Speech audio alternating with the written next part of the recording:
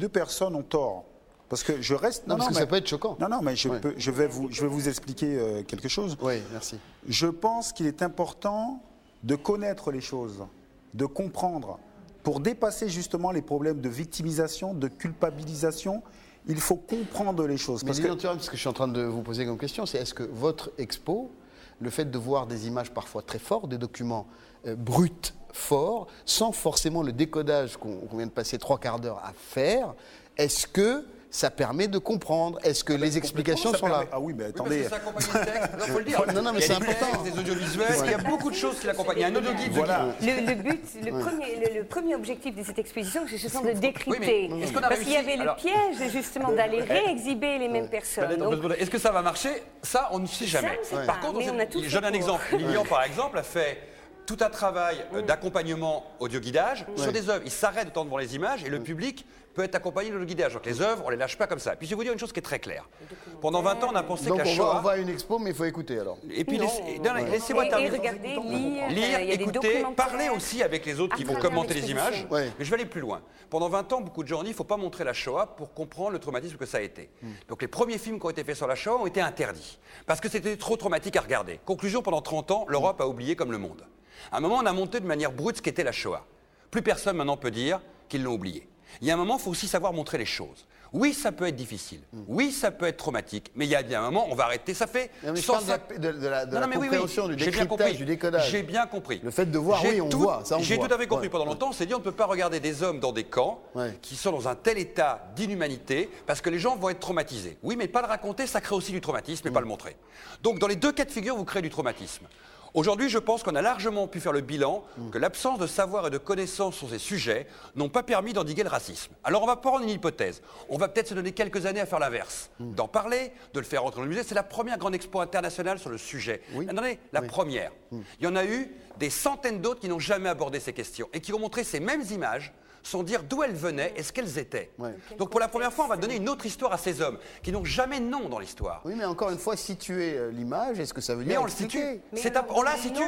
Oh là là, on la situe, on la explique, on les met d'ailleurs en concordance. Toutes les personnes sont identifiées. Voilà, il y a eu un énorme travail. D'ailleurs, il y a même eu un travail de choix des images, dans quel enchaînement elles devaient fonctionner à travers le discours qui était posé.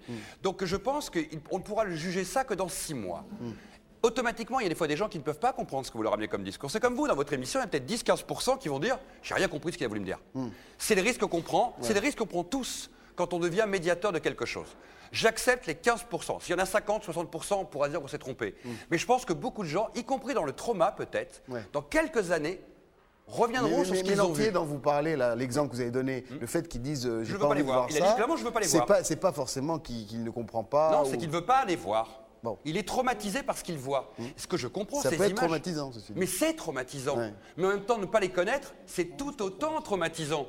Maintenant, lequel des deux est valable? C'est complexe. Pourquoi vous ne comprenez pas que ça puisse traumatiser, Lilian Thuram? Non, je dis simplement que, par exemple, j'ai pris le temps de rester dans l'expo, de parler avec ceux qui voyaient les images. Et la majorité des gens me remercient. Parce que justement, ils comprennent. Parce que, encore une fois, la chose la plus dure, c'est ne pas comprendre pourquoi il y a des préjugés dans nos sociétés et pourquoi parfois on subit ces préjugés. Et quand vous donnez de la compréhension aux gens, mais c'est une façon de se guérir. Vous êtes plus tranquillement alors du coup. Comment? Vous êtes plus serein en les subissant. Ben oui, parce que vous comprenez. Et vous pouvez le dépasser. Par exemple, moi quand je jouais au foot en Italie, les gens faisaient le bruit du singe dans le stade. Mais ça ne me touchait pas parce que je comprenais le mécanisme. Et je pense qu'il faut donner de la compréhension aux gens pour dépasser les problématiques. Parce que, encore une fois... Ça ne veut pas dire qu'il ne faut pas les sanctionner. Hein. Non, ça c'est autre chose. Je dis qu'il faut donner de la compréhension aux gens qui subissent le racisme pour pouvoir ne pas être touchés. Et il faut donner de la compréhension aux gens, à ceux qui ont des préjugés, mais qui ne comprennent pas pourquoi ils ont des préjugés, parce que parfois, ça devient de l'ordre émotionnel. On ne comprend pas, mais par contre, émotionnellement, j'ai un rejet. Et passer par l'histoire, passer par les expositions, par la connaissance, permet de faire comprendre comment les préjugés se sont installés dans notre société. Sandrine Lemaire. Oui, effectivement, ce sont des débats que nous avons eus avec Pascal Blanchard depuis longtemps. Ouais. Ça, c'est pas la première exposition, même si c'est la première, même si c'est la première qui a cadre de binôme formidable. Oui, qui a une telle ampleur. Mais ça fait très longtemps qu'avec Pascal et d'autres, on fait des expositions, y compris aux Antilles, etc. Et qu'on a le même type de réaction, y compris quand on fait des catalogues d'expositions. Donc, on s'est posé ces questions. Néanmoins, majoritairement, ce qu'il en ressort, c'est que de montrer les choses. C'est pas plus facile pour les gens qui regardent que pour nous de le faire d'ailleurs à un moment. On s'interroge beaucoup. Montrer les choses, les expliquer, accompagner les gens, c'est, comme vient de le dire à l'instant Lilian Thuram, utile pour les gens qui en sont victimes ou qui s'en sentent victimes, comme pour ceux qui le pratiquent ou qui le pratiquent consciemment ou même inconsciemment. Je crois que c'est un vrai travail de déconstruction qu'il faut faire et ça passe par là, ça passe par des gens qui effectivement vont critiquer l'exposition, d'autres qui vont la rejeter complètement, d'autres qui vont la valider, qui vont l'adorer. Mais l'idée, je crois qu'on aura gagné tout cela, tous ceux qui ont contribué à cette exposition et au catalogue, lorsque les gens se seront au moins posé des questions. Ouais, voilà. Pascal Blanchard, pour conclure. Un des journalistes qu'on a rencontré lundi a cru qu'on avait fait une erreur de frappe dans le dossier quand on a expliqué qu'il y avait 1,4 milliard de visiteurs. Il dit, vous avez fait une erreur, c'est 1,4 milliard de visiteurs. 1,4 million de visiteurs. Je dis, non, c'est bien 1,4 milliard. Et il me dit, c'est pas possible. Donc je l'ai emmené au début de l'exposition, il y a une récapitulation. Sur combien d'années, on va le répéter sur à peu près un siècle et demi, pour faire simple. Voilà, c'est quand même 150 ans. Ce qu'il faut quand même comprendre, c'est que ça veut dire un phénomène massif.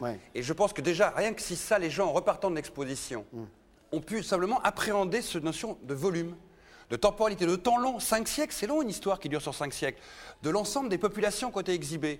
Si tout ça rentre juste en toute petite place dans cette compréhension du monde des 5 derniers siècles, vous savez, c'est rien de plus dur que d'expliquer à un gamin ce qu'est le racisme, par exemple. Et avec ça, vous pouvez l'expliquer assez facilement. Ben voilà, les gens sont devenus parce qu'ils ont vu des sauvages. Ils ont cru aux sauvages. C'est pour ça qu'on va tous aller voir l'expo-exhibition au Quai Branly du 29 novembre 2011 au 6 juin 2012 avec toutes les explications, notamment celle de Lilian Thuram. Vous êtes souvent là-bas. Vous êtes souvent... Écoutez, je ne dors pas là-bas. Oui. Vous êtes là. Oui. Mais il y a l'audio-guide. Pour comprendre l'invention du sauvage. Merci Sandrine Lemaire, merci Pascal Blanchard, merci Lilian Thuram et merci Nanette Sneup. À la semaine prochaine pour Toutes les France et je remercie infiniment la Maison des Métallos de nous avoir accueillis aujourd'hui pour ce Toutes les France exceptionnel. À bientôt.